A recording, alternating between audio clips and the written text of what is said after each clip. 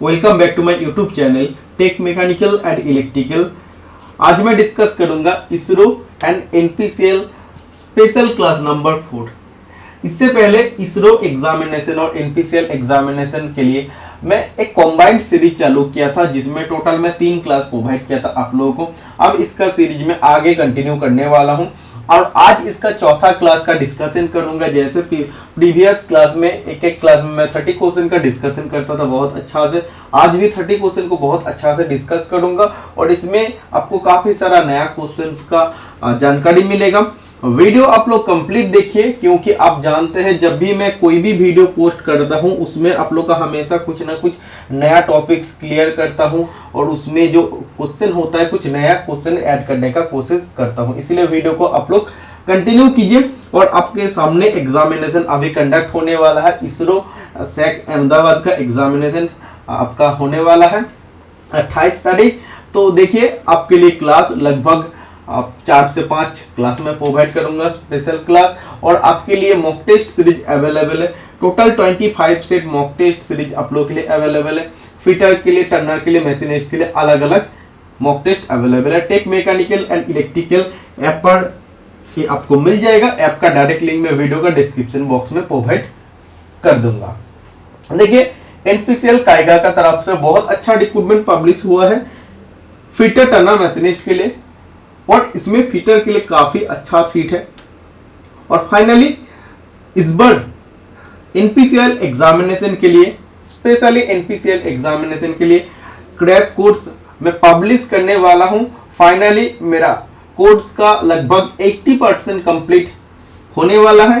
तो अप्रैल में एनपीसीएल के लिए क्रैश कोर्स में लॉन्च करूंगा, इसीलिए मैं सबसे पहले आप लोग को 1 महीना पहले से बता दे रहा हूं।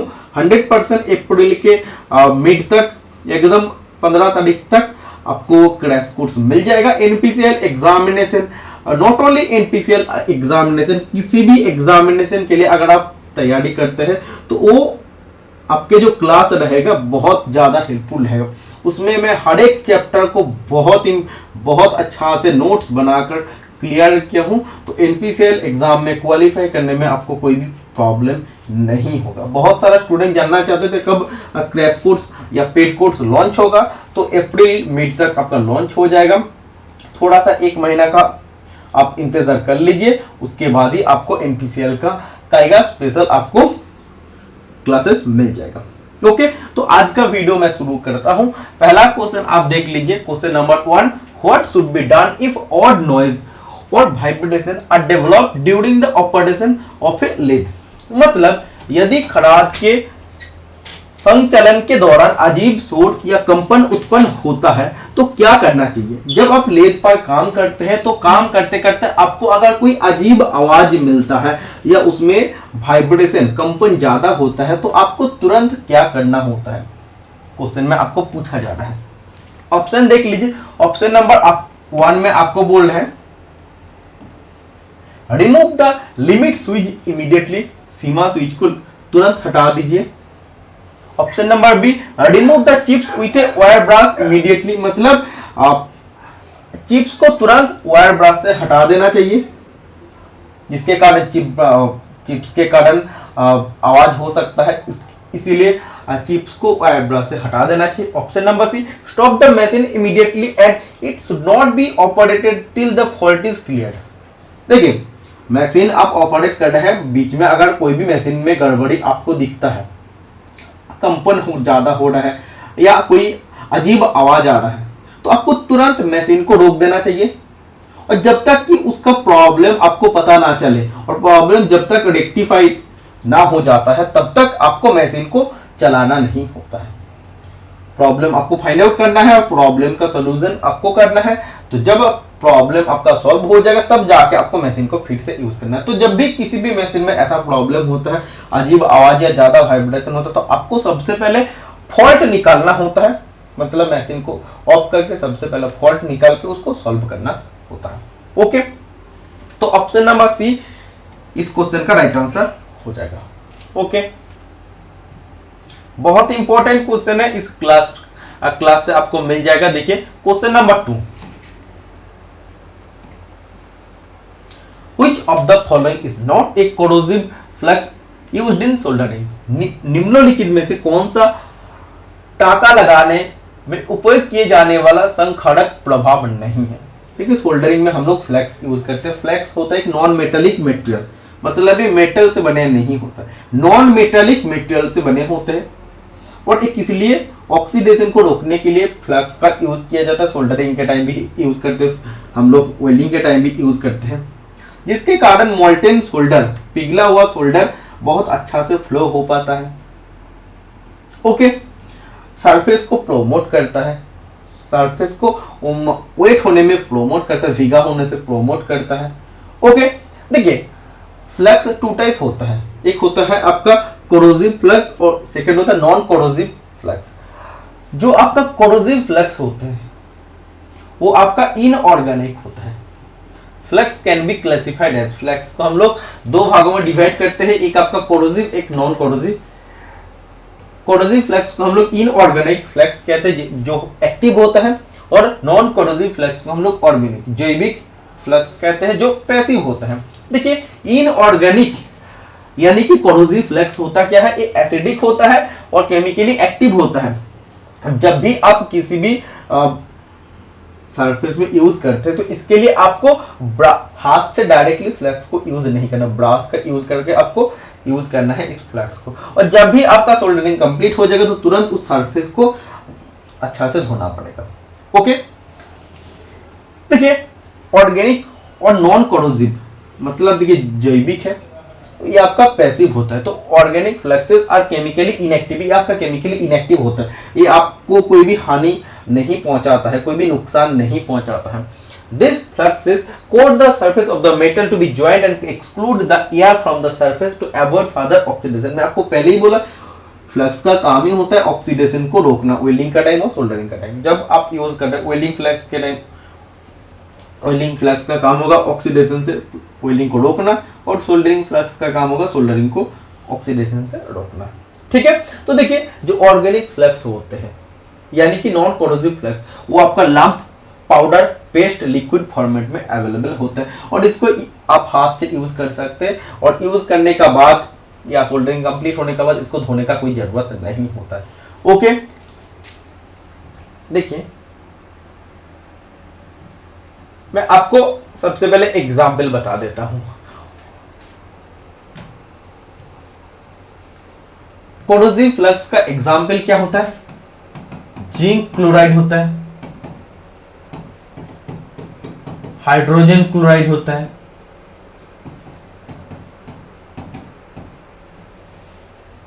ओके, और एमोनियम क्लोराइड होता है।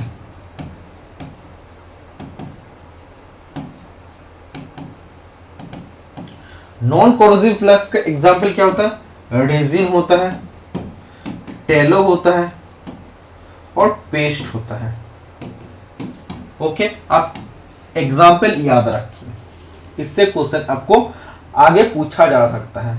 वेट, तो देखिए इसमें आपको पूछा जा रहा है कि which of the following is not A corrosive flux used in soldering? निम्नलिखित में कौन सा टाका लगाने में उपयोग किए जाने वाला कोरोसिव फ्लक्स नहीं है? तो कोरोसिव मतलब जो एक इनऑर्गेनिक फ्लक्स होता है जो केमिकली एक्टिव होता है।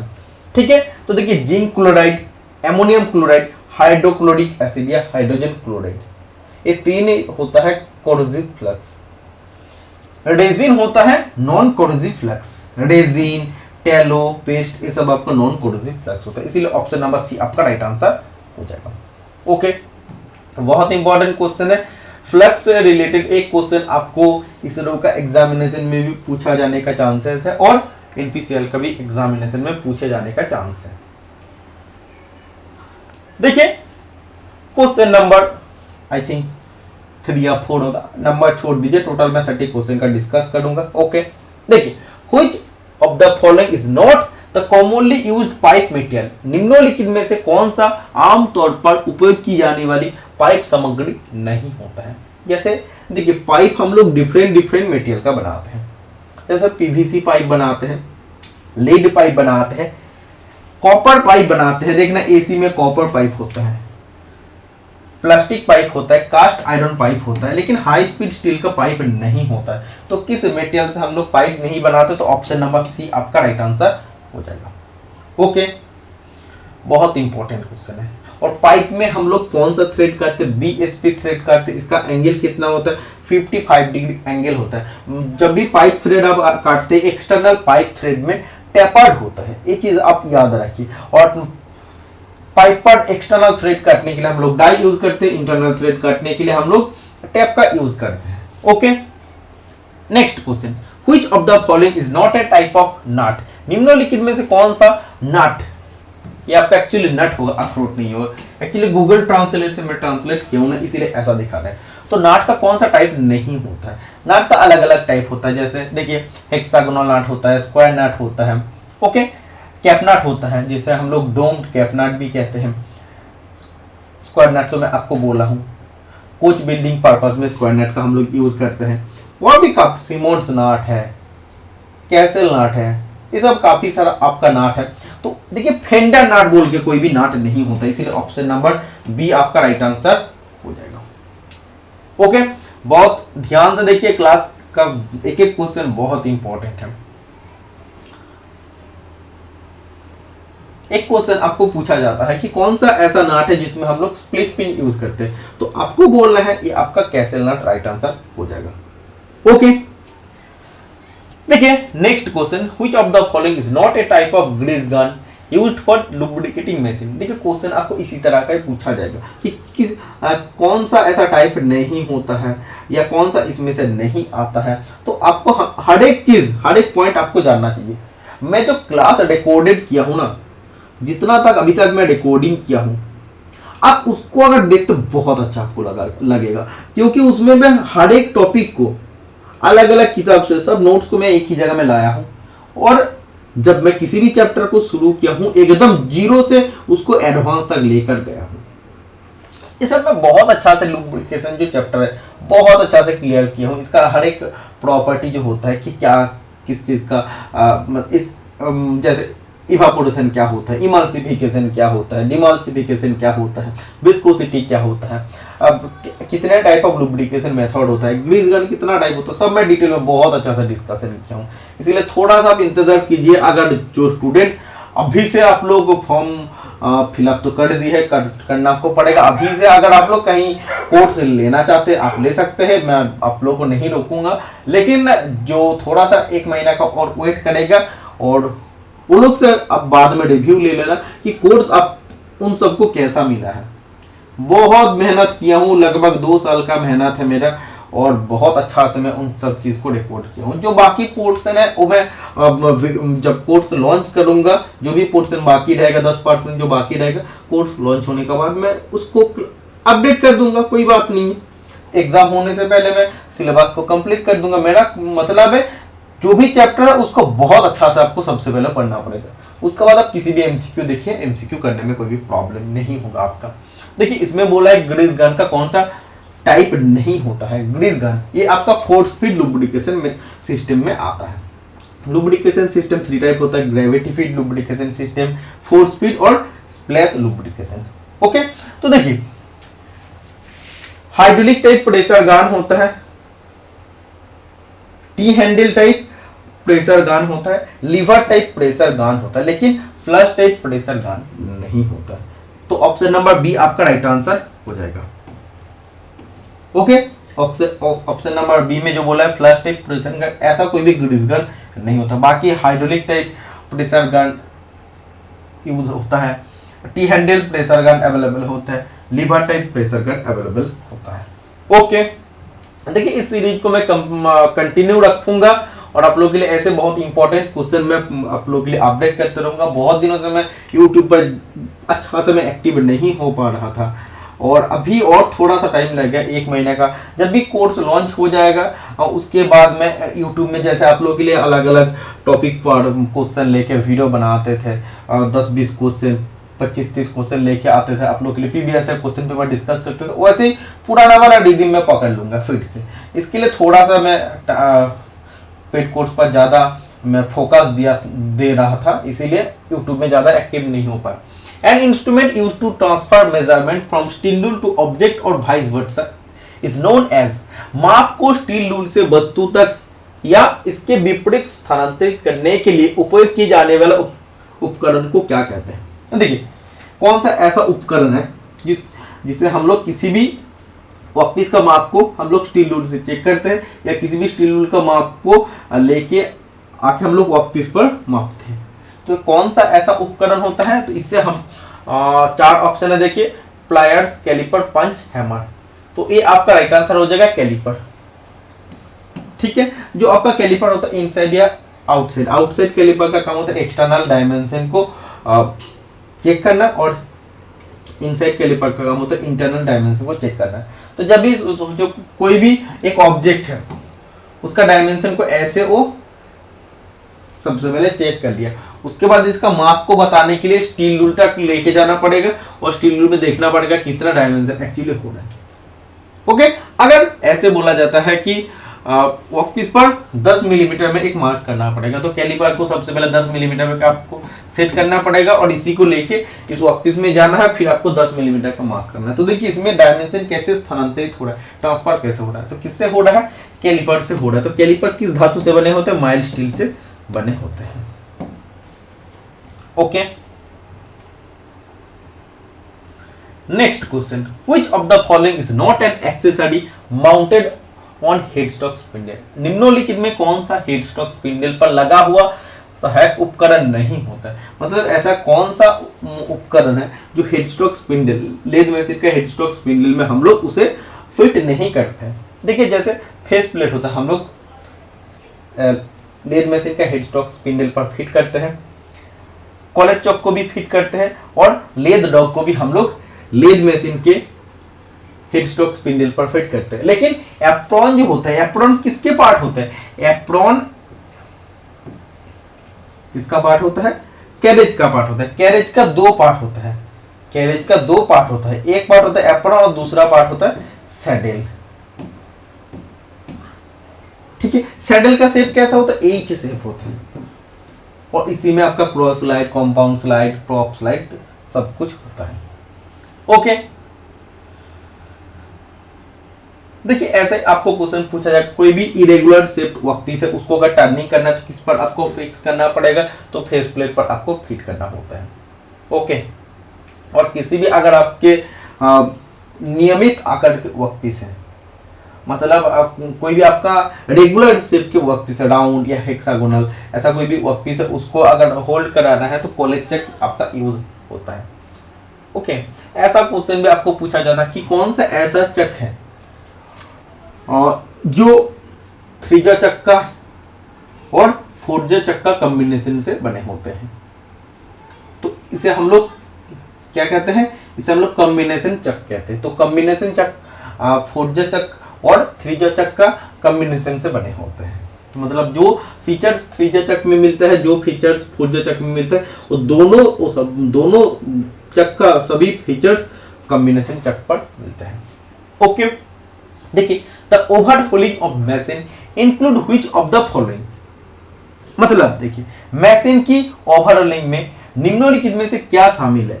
मशीन का ओवरहोलिंग करना मतलब क्या होता है, आपको आप अगर किसी भी वर्कशॉप पर काम करते हो, आपको बोला गया कि इस मशीन को ओवरहोलिंग करो, मतलब क्या है, मतलब होता है कि उसको सबसे पहले डिसमेंटल करो, मतलब मशीन का हर एक पार्ट्स को सबसे पहले खोल दो, हर एक पार्ट्स को अलग करो, फिर वॉशिंग करो एंड क्लीनिंग करो, धुलाई और सफाई करो, धो लो उसको और फिर सफाई करो, फिर इंस्पेक्शन करो, उसके जो भी पार्ट्स है क्रैक हुआ तो नहीं, प्रॉपर कंडीशन में है तो नहीं, है या नहीं, सब प्रॉपरली चेक करो, फिर जब आपका सब कंप्लीट हो जाए फिर उसे असेंबल कर दो। तो ये सब प्रोसीजर आपको करना होता है ओवरहोलिंग में। तो मशीन की ओवरहोलिंग में निम्नलिखित में से क्या क्या शामिल होता है, ये सब चीज आपका शामिल होता है, इसलिए all of this option number D आपका राइट आंसर हो जाएगा।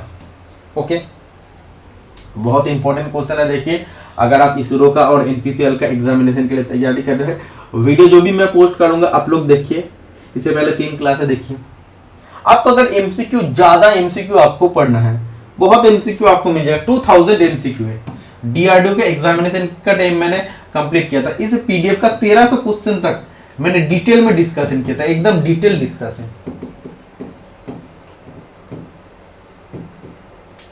डिटेल में डिस्कशन किया था, मतलब एक क्लास में 50 क्वेश्चन में कंप्लीट करता था, उसमें एक एक वीडियो 2.5 घंटा 3 घंटा हो जाता, 3 घंटा 3.5 घंटा भी था वीडियो में है टाइमिंग है। तो 1300 क्वेश्चन तक डिटेल में सोल्यूशन है, आप देख सकते हैं। आपको इस रो के टाइम अब ज्यादा टाइम नहीं है, आपको अब थ्योरी पढ़ने का टाइम नहीं है। मैं आप लोगों को नहीं बोलूंगा कि आप थ्योरी आप बैठ के या किसी का भी वीडियो देखिए, आपको अभी एमसीक्यू पढ़ना पड़ेगा। थ्योरी पढ़ने का टाइम अब कंप्लीट हो गया है, ठीक है। नया आपको कुछ नहीं पढ़ना है, आपको एमसीक्यू नया पढ़ना है।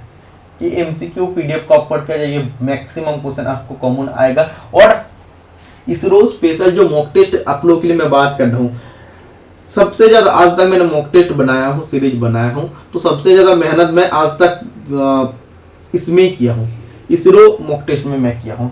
इसरो का जितना भी प्रीवियस क्वेश्चन पेपर है, उसका हर एक क्वेश्चन को मैंने देखा, बहुत सारा जो इंपॉर्टेंट क्वेश्चन है उसको मैं कलेक्ट किया। सिर्फ इसरो का प्रीवियस क्वेश्चन पेपर नहीं, अलग अलग एग्जाम का प्रीवियस क्वेश्चन पेपर से क्वेश्चन उठाकर मैं टेस्ट सीरीज पर डाला हूँ, और बहुत अच्छा से मैं इसमें ऐड किया हूँ। और इसमें आपको 80 क्वेश्चन मिल जाता है, 20 क्वेश्चन आपको 80 क्वेश्चन में 20 क्वेश्चन आपको नॉन टेक्निकल का मिलता है।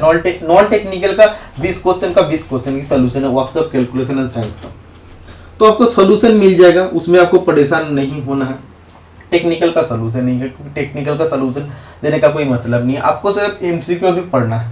ओके,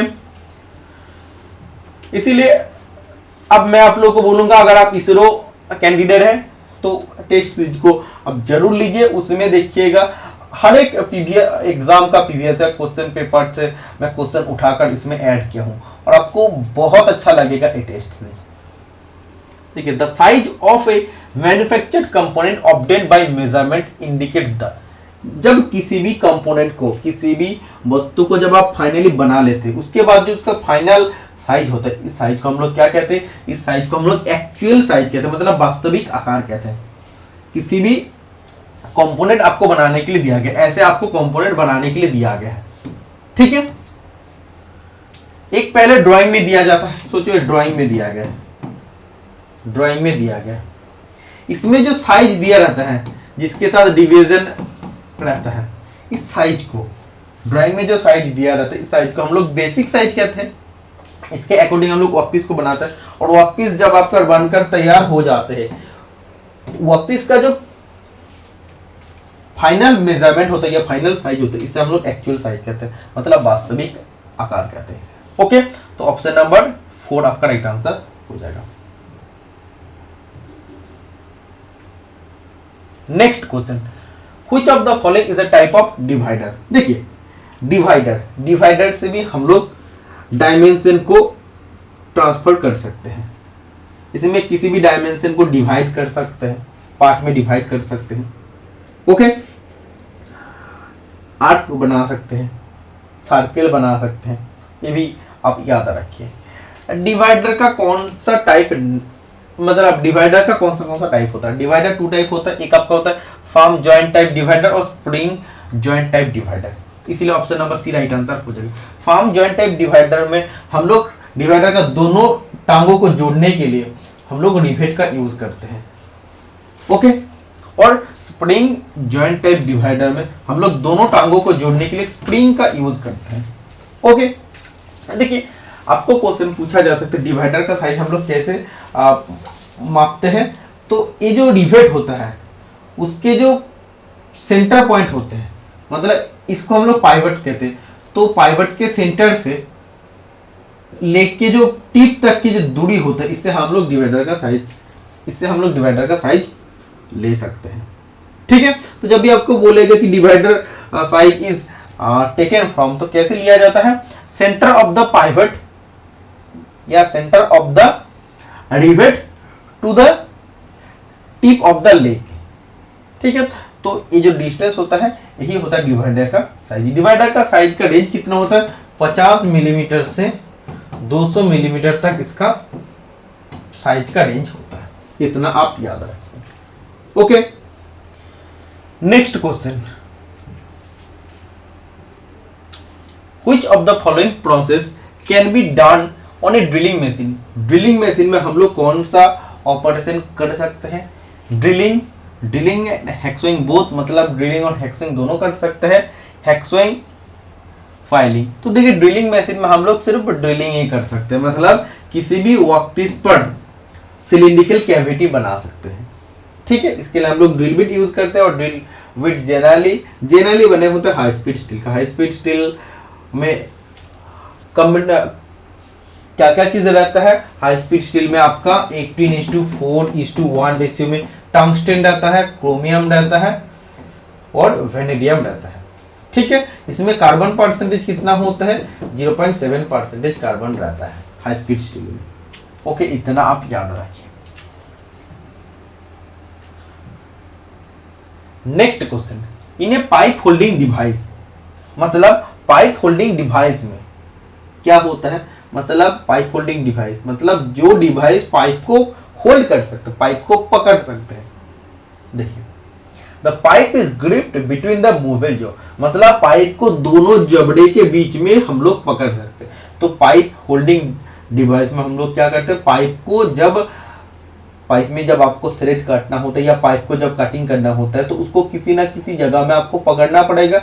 तो पकड़ने के लिए हम लोग पाइप होल्डिंग डिवाइस का यूज करते हैं। तो देखिए, इसको हम लोग पाइप वाइस कहते हैं, पाइप वाइस कहते हैं।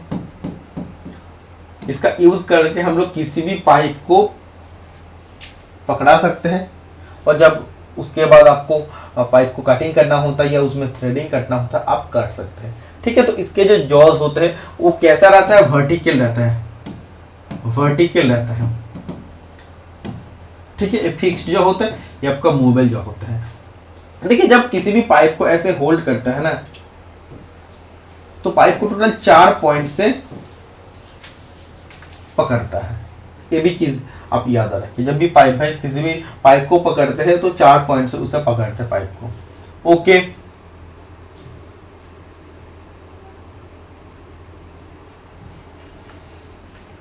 देखिए, which of the following is not a type of drill, निम्नलिखित में से कौन से ड्रिल के प्रकार नहीं होते हैं? जैसे देखिए, सेंटर ड्रिल होता है। सेंटर ड्रिल को हम लोग कॉम्बिनेशन ड्रिल भी कहते हैं, क्योंकि सेंटर ड्रिल से हम लोग क्या करते हैं? सेंटर ड्रिल से हम लोग जैसे वर्कपीस पर होल बनाते हैं, होल बनाने का साथ साथ वर्कपीस के होल के फ्रंट पोर्शन में हम लोग काउंटर सिंकिंग भी कर देते हैं। मतलब इसमें ड्रिलिंग भी होता है प्लस काउंटर सिंकिंग दोनों ऑपरेशन होते हैं, इसीलिए सेंटर ड्रिल को हम लोग कॉम्बिनेशन ड्रिल कहते हैं।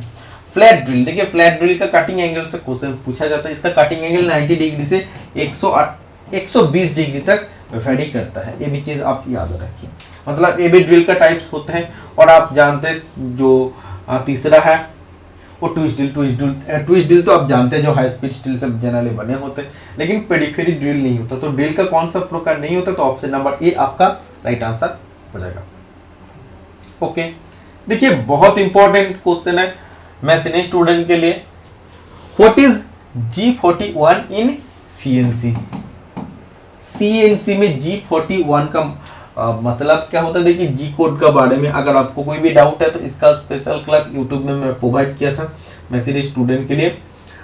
फिटर स्टूडेंट भी आप याद रखिए, MCQ क्वेश्चन याद रखने में क्या प्रॉब्लम होता है। तो देखिए, G41 के मतलब होता है Carter radius compensation lift. Okay, और G42 अगर बोलता है तो काटर रेडियस कंपेंसेशन राइट, आपका राइट आंसर हो जाता है। ओके, देखिए जी कोड से कुछ इंपॉर्टेंट जी कोड जो आपको याद रखना पड़ेगा, जैसे G00 मतलब positioning at rapid travel, G01 linear interpolation using a feed rate, G02 आपको याद रखना है, G03 आपको याद रखना है। ओके, जैसे देखिए G91 आपको याद रखना है, बहुत इंपॉर्टेंट है। G41 आपको पूछा है काटर कंपेंसेशन लेफ्ट, और G42 Carter compensation right. Okay, देखिए जो इंपॉर्टेंट है उसी को याद रखना है। इसमें पूरा चार्ट है, तो चार्ट आपको याद रखने की जरूरत नहीं है, इसके लिए क्लास में प्रोवाइड किया हूँ। और हर एक जी कोड का क्या क्या काम होता है डिटेल में मैं डिस्कस किया हूँ। वीडियो यूट्यूब में है, आप जाके देख सकते हैं। Next question, what is M02 comment? M02 comment क्या है? देखिए, M कोड इससे पहले जी कोड में डिस्कस किया। जी कोड को हम लोग प्रिपरेटरी कोड कहते हैं और एम कोड को मिसलेनियस कोड कहते हैं। ठीक है, दोनों कोड CNC मशीन के लिए यूज होता है। M02 का मतलब होता है एंड ऑफ प्रोग्राम, मतलब कार्यक्रम का अंत होता है। ओके, देखिए एम कोड, कुछ एम कोड है जो आपको हमेशा याद रखना है, जैसे M00 का मतलब होता है प्रोग्राम स्टॉप, M01 का मतलब होता है ऑप्शनल प्रोग्राम स्टॉप, मतलब ऑप्शनल जब जरूरत होता है। M02 मतलब प्रोग्राम एंड, M02 आपको पूछा है एंड ऑफ प्रोग्राम जो मैं आपको बोला। फिर देखिए M03 मतलब स्पिंडल रोटेशन क्लॉकवाइज, M04 का मतलब होता है स्पिंडल रोटेशन काउंटर क्लॉकवाइज, मतलब एंटी क्लॉकवाइज।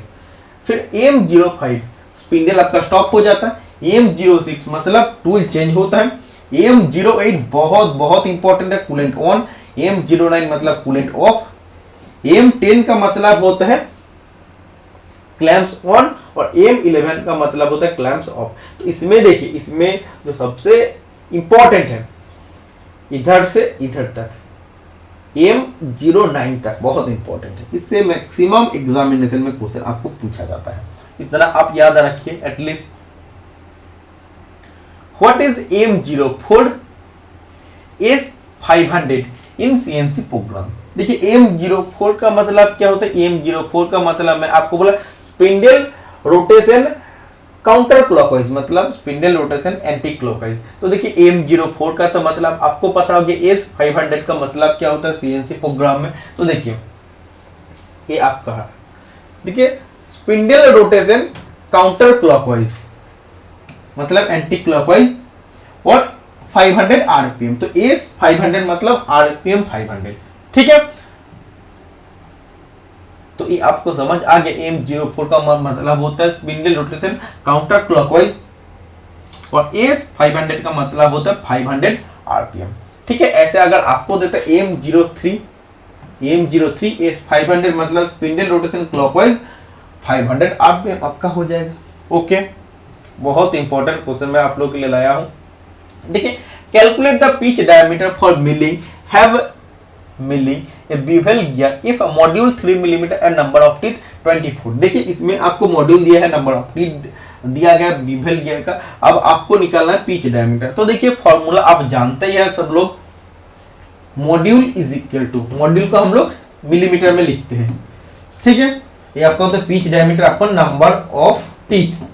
तो देखिए pitch diameter is equal to हो जाएगा आपको मॉड्यूल इनटू NOT मतलब नंबर ऑफ टीथ। तो मॉड्यूल आपको बोला है 3 मिलीमीटर और नंबर ऑफ टीथ टोटल 24, तो ये आपका हो जाएगा 72 मिलीमीटर। तो पिच डायमीटर कितना हो जाएगा 72 millimetre, option number C right answer हो जाएगा। समझ आ गया? ओके, देखिए which of the following is the correct relation for selecting tap drill size. देखिए जब आपको tap drill size find out करना होता है तो उसके करेक्ट फॉर्मूला क्या होता है, जब capital D is equal to diameter of the drilled hole, capital T is equal to outside diameter of the tap और small d is equal to depth of the thread. देखिए जब आपको किसी भी वर्कपीस पर आपको थ्रेड कटिंग करना होता है उससे पहले आपको ड्रिल करके होल बनाना होता है। तो ड्रिल करके जो होल बनता है उसे हम लोग ड्रिल होल कहते हैं, ड्रिल होल कहते हैं। और ये ड्रिल होल हम लोग टैप चलाने से पहले हम लोग बनाते हैं और ड्रिल होल का साइज हमेशा टैप के साइज से कम होता है। ओके, तो देखिए ये जो आपका टैप करने से पहले जिस साइज का हम लोग ड्रिल चला के होल बनाते हैं उसे हम लोग टैप ड्रिल साइज कहते हैं। मतलब टैप चलाने से पहले जिस साइज का ड्रिल चलाकर हम लोग वर्कपीस में होल बनाते हैं उसे टैप ड्रिल साइज कहते हैं। तो वो निकालने के लिए फॉर्मूला क्या होता है, तो tap drill size is equal to, मतलब D इज इक्वल टू होता है आपका T माइनस 2D। T मतलब आपका क्या होता है, T मतलब इसमें आपको क्या बोला है, डायमीटर ऑफ द टैप बोला है, outside diameter of the tap. तो ये आपका हो जाएगा T माइनस 2 इंटू D मतलब डेप्थ ऑफ थ्रेड। ठीक है, आप जानते ही हैं जैसे आप टैप ड्रिल साइज निकालते हैं तो उसमें आपका क्या होता है, tap drill size is equal to major diameter minus 2 into depth. तो मेजर डायमीटर किसका होता है, मेजर डायमीटर टैप का होता है। ठीक है, तो capital T minus 2 into D small D. Okay, तो ऑप्शन नंबर डी आपका राइट आंसर हो जाएगा। Next question, the pipe schedule is a standard that measures the, pipe schedule एक मानक है जो क्या मापता है, तो पाइप शेड्यूल से हम लोग पाइप का वॉल थिकनेस को मापते हैं या हम लोग उससे पता लगाते हैं। तो देखिए option number D right answer आपका हो जाएगा। पाइप शेड्यूल एक आपका चार्ट होता है और उसमें पाइप का वॉल थिकनेस कितना होता है वो आपको दिखाया जाता है। देखिए A pipe schedule is refers to a standardized system that indicates wall thickness of pipe, मतलब एक मानकीकृत प्रणाली को संदर्शित या संदर्भित करता है जो पाइप की दीवार की मोटाई को इंडिकेट करती है। देखिए ये आपका पाइप का साइज है और पाइप का वॉल थिकनेस कितना है वो कौन बताता है, पाइप शेड्यूल बताता है। तो देखिए इसमें आपको शेड्यूल लिखा है, ठीक है। तो ये पाइप का आउटसाइड डायमीटर, ये पाइप का इनसाइड डायमीटर और पाइप का ये वॉल थिकनेस है और कौन बताता है, शेड्यूल बताता है, पाइप शेड्यूल बता देता है। Okay, next question, which of the following is not a type of drilling machine, निम्नलिखित में से ड्रिलिंग मशीन का कौन सा प्रकार नहीं होता है। जैसे देखिए मैं आपको बोला हैंड ड्रिलर मशीन होता है, बिल्कुल होता है, जिसमें बिवेल गियर होता है और बिवेल गियर इसमें 90 डिग्री में पावर ट्रांसमिट करता है। फिर देखिए मल्टीपल स्पिंडल ड्रिलिंग मशीन होता है, इसमें एक ही आपका वर्कटेबल होता है जिसमें एक ड्रिलिंग मशीन का अलग अलग स्पिंडल होता है, कई सारा स्पिंडल होता है और जिसमें ड्रिल लगे होते हैं। गैंग ड्रिलिंग मशीन, इसका भी वर्कटेबल एक ही होता है लेकिन इसमें एक के बाद एक आपका ड्रिलिंग मशीन होता है। इसमें ड्रिलिंग मशीन अलग अलग होते हैं, एक एक ड्रिलिंग मशीन में एक एक ड्रिल लगे होते हैं और इसमें सक्सेसिव ऑपरेशन हम लोग करते हैं। एक ड्रिलिंग मशीन में हम लोग ड्रिल लगाए, अगले में हम लोग डिमर लगाए, अगले में हम लोग काउंटर सिंक टूल लगाए, हम लोग लगा सकते हैं, ठीक है। देखिए इसमें पुश टाइप ड्रिलिंग मशीन होता है, तो पुश टाइप ड्रिलिंग मशीन नहीं होता, इसलिए इस क्वेश्चन का right answer option number B हो जाएगा। पुश टाइप ड्रिलिंग मशीन नहीं होता, ओके। इसीलिए आपको जानना है हमेशा हर एक चीज को कंप्लीट चीज का कंप्लीट इंफॉर्मेशन रखना है। ये आपका हैंड ड्रिलिंग मशीन है, ये आपका मल्टीपल स्पिंडल ड्रिलिंग मशीन है। देखिए मशीन आपका एक ही है और इसी में देखिए अलग अलग आप स्पिंडल है, अलग अलग स्पिंडल में ड्रिल लगे, अलग अलग स्पिंडल में ड्रिल लगे हैं, ठीक है। और ये आपका गैंग ड्रिलिंग मशीन है, इसमें देखिए अलग अलग ड्रिल मशीन होते हैं, वर्कटेबल एक ही होता है और अलग अलग ड्रिल मशीन में अलग अलग ड्रिल भी आप लगा सकते हैं। इसमें ड्रिल लगा है, इसमें रिमोट, इसमें काउंटर सिंक टूल, इसमें टेप, मतलब आपको अलग अलग टूल भी आप लगा सकते हैं, ठीक है। इन पुश टाइप ड्रिलिंग मशीन नहीं होता है। Next question, which of the following is not A rolling element in bearing, ठीक है। बियरिंग का रोलिंग एलिमेंट कौन से बियरिंग में होता है, एंटी फ्रिक्शन बियरिंग में होता है और एंटी फ्रिक्शन बियरिंग में फ्रिक्शन कम होता है, ठीक है। और एंटी फ्रिक्शन बियरिंग का क्या क्या पार्ट होता है, इसमें डेसेस होता है, इसमें केज होता है, इसमें रोलिंग एलिमेंट होते हैं। रोलिंग एलिमेंट आपको पूछा है कि कौन सा रोलिंग एलिमेंट का टाइप नहीं होता है, इसीलिए आपको हमेशा मैं क्या बोलता हूँ कंप्लीट इंफॉर्मेशन होना चाहिए। तो आपको पता होना चाहिए कि एंटी फ्रिक्शन बियरिंग का रोलिंग एलिमेंट क्या क्या होता है। जैसे देखिए बैडल होता है, टेपर रोलर होता है, नीडल होता है, लेकिन रेक्टेंगुलर रोलर नहीं होता, इसलिए option number A right answer हो जाएगा। तो एंटी फ्रिक्शन बियरिंग का रेक्टेंगुलर रोलर जैसा कोई भी रोलिंग एलिमेंट नहीं होता, तो ऑप्शन नंबर ए इस क्वेश्चन का राइट आंसर हो जाएगा। देखिए anti friction bearing consist of rolling element, races and cages, मतलब एंटी फ्रिक्शन बियरिंग का क्या क्या पार्ट होता है, रोलिंग एलिमेंट में क्या क्या होता है, जैसे आपका बॉल हो सकता है, पैरेलल रोलर, टेपर रोलर यानी कि और नीडल भी आपका हो सकता है रोलिंग एलिमेंट में। और रेसेस मतलब एक आपका आउटर रेस होता है, एक इनर रेस होता है, ओके। और एक क्या होता है, केज होता है और बीच में हम लोग केज जिसे हम लोग रिटेनर कहते हैं और इस केज या रिटेनर में रोलिंग एलिमेंट को रखा जाता है, इसी में सब रोलिंग एलिमेंट को रखा जाता है, ओके। केज यानी कि जिसे हम लोग रिटेनर कहते हैं, ये रोलिंग एलिमेंट को एक दूसरे से अलग रखते हैं, ओके। देखिए इसमें बोला था shape of rolling element such as ball, parallel roller, taper roller and needle, they are made of chromium और क्रोम निकेल स्टील। तो जैसा रोलिंग एलिमेंट बोल रहे हैं किससे बने होते हैं, क्रोमियम या क्रोम निकेल स्टील से बने होते हैं और प्रॉपर्ली ग्राउंड किया रहता है, मतलब प्रॉपर्ली ग्राइंडिंग किया रहता है और पॉलिश्ड सरफेस इसका होता है, ओके, नेक्स्ट देखिए, what is G code for back boarding cycle in Fanuc system. Fanuc system में बैक बोर्डिंग साइकिल के लिए कौन सा जी कोड का यूज करते हैं, तो मैं आपको बोलता हूं कि आप जी कोड आपको देखना है, वीडियो आप देख लीजिएगा, तो जी कोड का जो भी मैं आपको बताया हूं सब आपका याद हो जाएगा। देखिए, फनुक का फुल फॉर्म होता है Fuji automatic numerical control, Fuji automatic numerical control, बहुत इंपॉर्टेंट क्वेश्चन है। और G87 उसे बैक बोर्डिंग साइकिल होता है और G88 बोर्डिंग साइकिल होता है। ओके, तो बैक बोर्डिंग साइकिल आपको पूछा है, तो बैक बोर्डिंग साइकिल मतलब G87 आपका राइट आंसर हो जाएगा। इसे जी कोड को हम लोग प्रीपरेटरी कोड कहते हैं। नेक्स्ट देख लीजिए, AHSS मतलब high speed steel drill is used for making a hole in a plate for which of the following material can the drill be operated at the highest cutting speed. देखिए, एक high speed steel drill से हम लोग किसी भी plate पर whole बना सकते हैं। कौन सा ऐसा धातु है जिस पर हम लोग सबसे ज्यादा कटिंग स्पीड से होल बना सकते हैं, तो जो जितना ज्यादा नरम होते हैं उस पर हम लोग उतने तेजी से होल बना सकते हैं। तो देखिए, ऑप्शन में जो भी मटेरियल दिया, तो कौन सबसे ज्यादा नरम होता है, aluminium, cast iron, mild steel या ब्रास। तो सबसे ज्यादा नरम होता है एल्यूमिनियम, इसका स्पेसिफिक ग्रेविटी कम होता है, ये सॉफ्ट होते हैं, और इस पर जब भी होल बनाना होता है तो HSS टूल काफी ज्यादा कटिंग स्पीड के साथ होल बना सकते हैं। ठीक है, तो कितने कटिंग स्पीड के साथ होल बना सकते हैं, देखिए 70 से 100 मीटर पर मिनट कटिंग स्पीड के साथ होल बना सकते हैं। ब्रास के लिए कटिंग स्पीड कितना होता है HSS टूल का 35 to 50 मीटर पर मिनट। ब्रॉन्ज के लिए देख लीजिए 20 to 35। कास्ट आयरन के लिए इंपॉर्टेंट है 25 से 40 मीटर पर मिनट, और कॉपर के लिए 35 से 45। स्टील के लिए देखिए, स्टील मीडियम कार्बन और माइल्ड स्टील के लिए 20 से 30।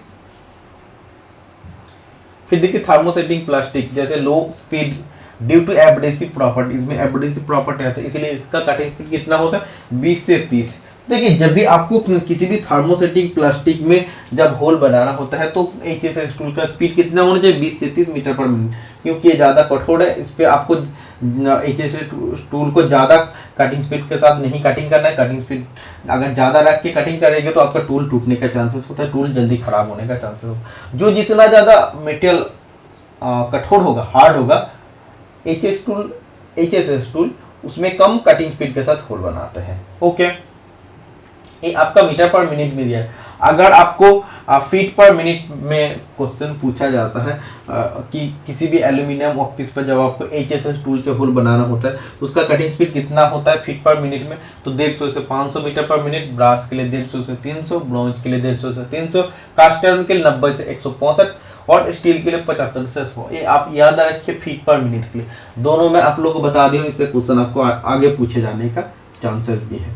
Okay, next question, what is the colour of steel press tool subjected to a temperature of 280 degree during tempering. देखिए, हीट ट्रीटमेंट का मेनली 4 प्रोसेस होता है। डायरेक्ट हीट ट्रीटमेंट का 4 process होता है। एक होता है हार्डनिंग, उसके बाद टेम्परिंग, उसके बाद नॉर्मलाइजिंग, उसके बाद एनेलिंग।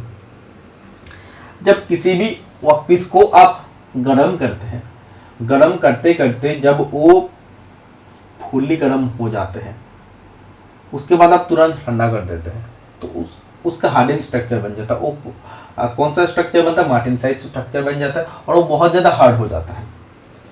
तो हार्ड वर्कपीस को तो हर जगह में आप यूज़ नहीं कर सकते, उसका ज़्यादा हार्डनेस का कारण, क्योंकि टूटने का ज़्यादा चांसेस होता है। तो इसको हर जगह में यूज़ करने के लिए सबसे पहले इसमें टफनेस इसको डालना पड़ेगा। तो इसी हार्डन वर्कपीस पर हार्डनेस को कम करके टफनेस डालने के लिए हम लोग टेम्परिंग हीट ट्रीटमेंट प्रोसेस करते हैं। तो टेम्परिंग हीट ट्रीटमेंट प्रोसेस में हम लोग क्या करते हैं, हम लोग हार्डन वर्कपीस को फिर से दोबारा रीहीट करते, गर्म करते। कितने डिग्री सेंटीग्रेड में, 400 डिग्री से कम तापमान में हम लोग फिर से रीहीट करते हैं। फिर उसको हम लोग रीहीट करने के बाद ठंडा करते हैं। ठीक है, तो टेम्परिंग अलग अलग टूल्स के लिए, अलग अलग मटेरियल्स के लिए अलग अलग टेम्परिंग टेम्परेचर होता है। तो वो चार्ट सबसे पहले आपको पढ़ लेना है। देखिए, टूल्स और आर्टिकल, अगर टर्निंग टूल है ये आपका हार्ड बन गया, उसको टेम्परिंग करना है तो उसको कितने डिग्री टेम्परेचर में आपको रीहीट करना पड़ेगा, 230 डिग्री टेम्परेचर। मैंने आपको बोल दिया हूँ कि टेम्परिंग करने के लिए 400 डिग्री सेंटीग्रेड से कम तापमान पर आपको रीहीट करना पड़ेगा। देखिए, कोई भी ड्रिल या मिलिंग कटर बहुत ज़्यादा हार्ड बन गया तो उससे तो आप कटिंग नहीं कर सकते क्योंकि वो आपका टूटने का बहुत ज़्यादा चांसेस है। तो इस हार्डन ड्रिल और मिलिंग कटर को उसके अंदर से हार्डनेस को निकाल के टफनेस डालने के लिए हम लोग टेम्परिंग करते हैं। तो इसके लिए हम लोग को कितना डिग्री में हीट करना पड़ेगा, 240 डिग्री में फिर से हीट करना पड़ेगा। और इसका कलर कितना होता है, डार्क स्ट्रॉक होता है। टर्निंग टूल का कलर होता है पेल स्ट्रॉक। ओके, कलर आपको याद रखना है और टेम्परेचर आपको याद रखना है। इससे हमेशा एग्जाम में क्वेश्चन पूछा जा रहा है, किसी भी एग्जाम में आप देख लीजिए, इससे एक क्वेश्चन आपको पूछा जा रहा है। तो ये चार्ट बहुत इंपॉर्टेंट है, कलर और टेम्परेचर आपको याद रखना। टैप एंड सीयर ब्लेड, इसका अगर टेम्परिंग करना है तो इसके लिए आपको 250 डिग्री में हीट करना पड़ेगा और ब्राउन कलर जब भी होता है तो फिर उसको ठंडा करना होता है। पंचेस रिमर और ट्विस्ट ड्रिल के लिए 260 degree temperature at at is brown. Rivet and snap के लिए 270 डिग्री में आपको हीट करना होता है, ब्राउन पर्पल इसका कलर जब होता है तब ठंडा करना होता है। प्रेस टूल कोल्ड चीजर के 280 डिग्री सेंटीग्रेड में आपको हीट करना है, इसका कलर होता है डार्क पर्पल। डार्क पर्पल जब भी कलर होता है फिर आपको ठंडा करना होता है।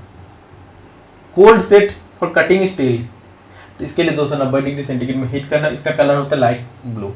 स्प्रिंग स्क्रू ड्राइवर, इसके लिए देखिए 300 डिग्री में अगर आप हीट करते तो डार्क ब्लू कलर होता है, 320 डिग्री में वेरी डार्क ब्लू और 340 डिग्री में ग्रेइश ब्लू कलर होता है।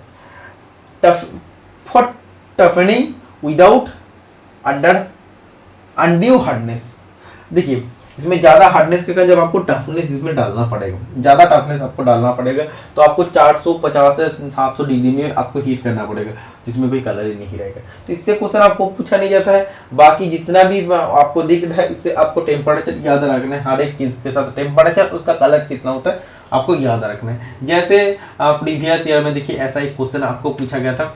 जितना भी मैं क्वेश्चन डिस्कस कर रहा हूँ प्रीवियस ईयर में किसी ना किसी एग्जाम में पूछा गया था आप लोगों को।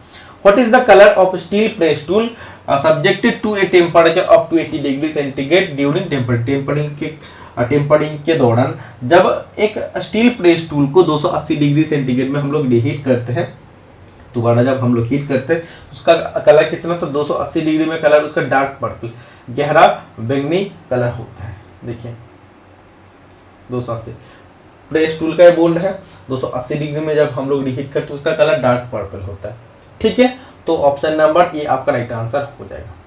टेम्परेचर के साथ साथ कलर भी आपको याद रखना है और किसके लिए कितना टेम्परेचर वो भी आपको याद रखना है। When steel is heated above its critical temperature, dash is formed।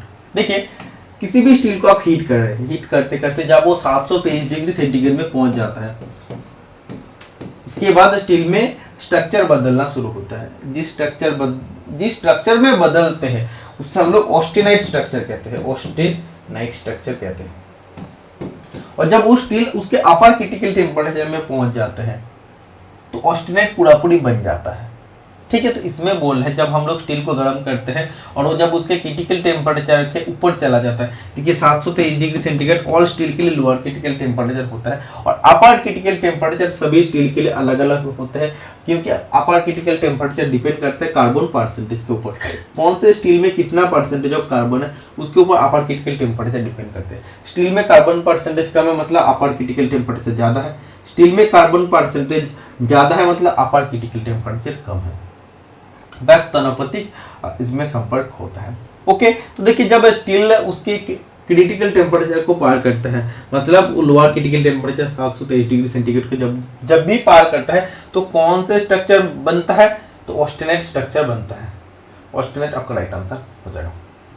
और जब वो स्टील उसके अपर क्रिटिकल टेम्परेचर में पहुंच जाता है तो ऑस्टेनाइट स्ट्रक्चर पूरा पूरी बन जाता है। Okay, duralumin is an alloy of which metal, duralumin किस धातु का मिश्र धातु है, तो देखिए डुरालुमिन एल्यूमिनियम का मिश्र धातु है। एल्यूमिनियम का कलर होता है सिल्वरी व्हाइट, सिल्वरी व्हाइट। इसको हम लोग हल्का होने के कारण एरोप्लेन बनाने के लिए यूज करते हैं। इसका मेल्टिंग पॉइंट 660 डिग्री सेंटीग्रेड होता है। इसका ओर होता है बॉक्साइट। ओके, इसका स्पेसिफिक ग्रेविटी होता है 2.7। Lubricant starvation occur due to the dash of lubricant, स्नेहक भुखमरी स्नेह के डैश के कारण होता है। किसी भी मशीन के दो मेटिंग पार्ट्स हैं, जहाँ पे घिस रहा है, दो मेटिंग पार्ट जहाँ पे घिस रहा है, वहाँ पर आपको यूज करना होता है लुब्रिकेंट। लुब्रिकेंट 3 टाइप होता है, सॉलिड लुब्रिकेंट, सेमी सॉलिड और लिक्विड लुब्रिकेंट। जहाँ पे भी कोई भी दो पार्ट्स मिला है और वो मूव करता है, उसी जगह में आपको लुब्रिकेंट यूज करना होता है फ्रिक्शन को कम करने का भी, क्योंकि जब भी दो पार्ट मूव करते हो तो उसमें फ्रिक्शन होता है। फ्रिक्शन होने का कारण धीरे धीरे उसमें हीट आता है, तो हीट से जब भी और ज़्यादा टेम्परेचर बढ़ता है तो मशीन पार्ट सबका खराब हो जाता है। इसीलिए देखिए, इसीलिए आपको लुब्रिकेंट यूज करना होता है। लुब्रिकेंट को हम लोग कहते हैं लाइफ ब्लड ऑफ मशीन। तो किसी भी जगह में लुब्रिकेंट का भुखमरी क्यों होता है, उसमें अगर लुब्रिकेंट कम होता है, लुब्रिकेंट सप्लाई कम होता है, तभी उसमें आपको लुब्रिकेंट दिखाई नहीं देता है। तो देखिए यहाँ पर राइट आंसर क्या हो जाएगा, ओवर सप्लाई, अधिक लुब्रिकेंट दे दे, इसीलिए उधर लुब्रिकेंट का भुखमरी हो रहा है, मतलब स्टार्वेशन हो रहा है, लुब्रिकेंट कम दिख रहा है। तो ये आपका राइट आंसर हो जाएगा अंडर सप्लाई। लुब्रिकेंट का सप्लाई हम लोग कम दे रहा है, इसीलिए आपको मूविंग पार्ट्स के बीच में आपको लुब्रिकेंट कम दिखाई दे रहा है, लग रहा है कि भुखमरी हुआ है, मतलब उधर कुछ दिख नहीं रहा है कि उसमें लुब्रिकेंट है या नहीं। ओके, तो option number D right answer हो जाएगा। Convert 12 millimetre into inch, 12 millimetre को इंच में कन्वर्ट करो। देखो 1 इंच इज इक्वल टू कितना मिलीमीटर होता है, 1 इंच इज इक्वल टू होता है 25.4 मिलीमीटर। तो आप ऐसे बोल सकते हो 25.4 millimetre is equal to 1 inch, 1 millimetre is equal to आपका होता है 1/25.4 इंच। तो 12 मिलीमीटर इज इक्वल टू कितना हो जाएगा, 12/25.4। तो ये आपका राइट आंसर क्या हो जाएगा, 0.472 इंच। ओके, आपको ऐसे सॉल्व करके देख लेना पड़ेगा। Next, the property of a metal to withstand shock और इम्पैक्ट इज कॉल्ड। किसी भी धातु का आघात या आघात सहने की गुण को क्या कहते हैं। कोई भी ऐसा मटेरियल है जो शॉक या इम्पैक्ट, अचानक लोड आता है, जर्किंग आता है, वाइब्रेशन ज़्यादा होता है, उसको सहन करने का जो शक्ति होते हैं, गुण होता है, उसे हम लोग क्या कहते हैं, उसे हम लोग टफनेस कहते हैं। जो भी टफ मटेरियल होता है उस जर्किंग को सहन कर सकते हैं, उसमें अगर ज़्यादा वाइब्रेशन भी हो रहा है उसको एब्जॉर्ब कर सकते हैं। लेकिन हार्डनेस क्या होता है, हार्डनेस में कोई भी आपको मौका ही नहीं दिया जाता, थोड़ा सा भी जर्किंग हुआ या अचानक लोड लगा वो तुरंत टूट जाता है, जो भी ज़्यादा हार्डेड होता है। ओके, और जिसमें हार्डनेस ज़्यादा होता है वो उसके साथ साथ ब्रिटलनेस उसका ज़्यादा होता है। Next question, what is the specific gravity of tungsten. Tungsten का स्पेसिफिक ग्रेविटी, विशिष्ट गुरुत्व क्या होता है, 19.25, बहुत इंपॉर्टेंट है टंगस्टन का specific gravity. Okay, mild steel का कितना होता है, 7.85 होता है। पावर इज ट्रांसमिटेड बाय, शक्ति का संचार किसके द्वारा किया जाता है। तो पावर को हम लोग कैसे ट्रांसमिट कर सकते हैं, जैसे मैं आप लोगों के लिए कंप्लीट किया हूँ पावर ट्रांसमिशन चैप्टर, उसमें मैंने बेल्ट का डिस्कस किया, उसमें मैंने pulley, rope drive, chain drive, gear drive, फिर कपलिंग, क्लच सब डिस्कस किया हूँ। तो इसमें बोला पावर इज ट्रांसमिटेड बाय, तो पावर को हम लोग शक्ति को कैसे ट्रांसमिट कर सकते हैं, तो हम लोग इन सबसे शक्ति को ट्रांसमिट कर सकते हैं, बेल्ट से, पुली से, कपलिंग, क्लच, गियर, चेन, इन सबसे पावर को ट्रांसमिट कर सकते हैं। ऑप्शन में देख लीजिए, पेन ड्राइव बोल के कोई भी ड्राइव नहीं होता, हार्ड डिस्क नहीं होता, बेल्ट ड्राइव भरने के लिए, तो बेल्ट ड्राइव से हम लोग पावर को ट्रांसमिट कर सकते हैं। ठीक है, वी बेल्ट का एंगल कितना होता है, 40 डिग्री एंगल होता है। इसका शेप कैसा होता है, ट्रेपीजोडियल शेप होता है वी बेल्ट का शेप। देखिए 30 क्वेश्चन डिस्कस हो गया, एक क्वेश्चन एक्स्ट्रा मैं बता देता हूँ आज का क्लास के लिए, आप देख लीजिएगा, 30 क्वेश्चन पूरा कंप्लीट हो गया। What is the use of providing tolerance to the component size, घटक आकार को सहनशीलता प्रदान करने का क्या उपयोग है। किसी भी वर्कपीस जब आप बनाते हो उसमें क्या है, आपको टॉलरेंस दिया जाता है। टॉलरेंस दिया जाता है मतलब सहनशीलता दिया जाता है, मतलब आपको एक लिमिट दिया जाता है कि आप उस लिमिट तक वर्कपीस को बना दीजिएगा तो आपका वर्कपीस एक्सेप्टेबल हो जाएगा, आपको छूट दे दिया जाता है। ठीक है, तो देखिए इससे आपका राइट आंसर क्या होगा, to manufacture the part within the permissible size error, मतलब जो भी अनुमेय आकार त्रुटि वाले हिस्से का निर्माण करना, मतलब आपको कुछ निर्दिष्ट लिमिट दिया जाता है इसके बीच में आपको वर्कपीस को बनाना होता है। अगर आप बना सकते हैं इन दो लिमिट के बीच में, अपर लिमिट और लोअर लिमिट के बीच में अगर बना सकते हैं तो आपका वर्कपीस प्रॉपर होता है। इसीलिए कंपोनेंट जब भी आप बनाते हैं तो टॉलरेंस क्यों दिया जाता है, ताकि जो भी परमिसिबल साइज एरर होता है या परमिसिबल साइज आपको दिया जाता है उसके अंदर आप बना सके, प्रॉपर्ली बना सके, क्योंकि एग्जैक्ट बनाना बहुत मुश्किल होता है मास प्रोडक्शन के टाइम। तो ऑप्शन नंबर सी आपका राइट आंसर हो जाएगा इस क्वेश्चन का। टॉलरेंस का फॉर्मूला क्या होता है, upper limit minus lower limit, otherwise आप ऐसे भी बोल सकते हैं maximum limit minus minimum limit. Total 31 question का मैंने डिस्कशन किया आज का क्लास में। देखिए क्लास आप लोगों के लिए आगे भी मैं और भी 3-4 क्लास प्रोवाइड करूंगा। आप लोगों का सपोर्ट चाहिए, बहुत दिनों से मैं मेहनत कर रहा हूं और आप लोगों के लिए फाइनली अप्रैल में कोर्स लॉन्च करने वाला हूं। तो आप लोग सपोर्ट करेंगे तो आगे मैं और भी जाऊंगा और आप लोगों के लिए बहुत अच्छा बेहतरीन कंटेंट आप लोगों के लिए प्रोवाइड करूंगा। तो आज के लिए इतना ही, मिलते हैं नेक्स्ट वीडियो में। टाटा।